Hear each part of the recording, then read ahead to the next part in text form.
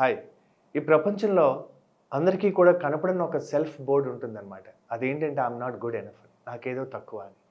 అది రకరకాల సందర్భాల్లో అది వస్తూ ఉంటుంది. కొంచెం ఈ ఫీలింగ్ ఉన్నప్పుడు ఇతరులు కూడా చాలా అడ్వైజెస్ ఇస్తుంటారు. మీకు ఇంకా సెల్ఫ్ డౌట్ పెరిగేలా చేస్తుంటారు.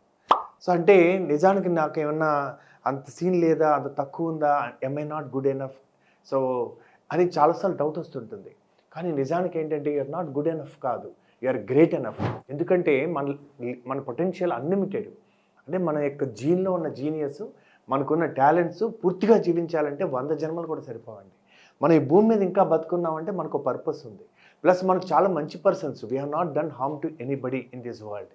అండ్ మోస్ట్ ఇంపార్టెంట్లీ ఎక్కడ మనకి డౌట్ వస్తుందంటే మనం ఏదన్నా మిస్టేక్ చేసి లేదా మనకున్నటువంటి ఒపీనియన్ వల్ల సెల్ఫ్ జడ్జ్మెంట్స్ ఉంటాయి.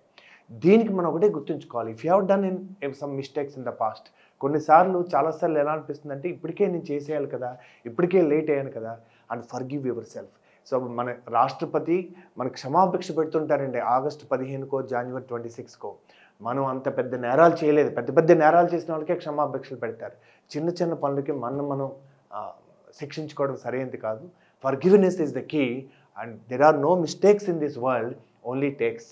మనం ఎఫర్ట్ పెట్టాం, we have taken some action, and కొన్ని మిస్ అయితే దాని మిస్టేక్స్ అంటాం. We can always create a wonderful future because the best is ahead of us.